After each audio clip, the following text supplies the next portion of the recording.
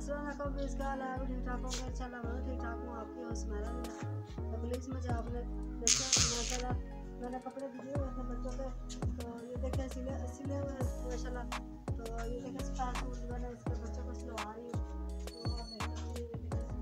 तो मैंने रख दिया और इंशाल्लाह बच्चों को कपड़े देंगे। और मेरे अब्बू को ख़त्म आ रहा है तो इसलिए तो ये देखें तो 12वें महीने की माशाल्लाह ख़त्म आ रहा है मेरे अब्बू का। तो ये देखें माशाल्लाह बच्चे गए हुए हैं पढ़ने के लिए और मैंने सोचा कि क्योंकि काम वगैरह हम ख़त्म कर लें।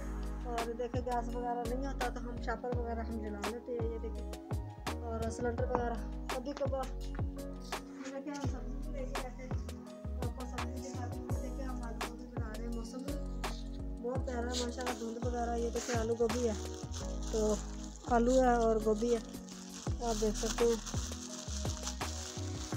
तो ये देखें आलू और गोभी है, साथ में हम ये बना रहे हैं आज।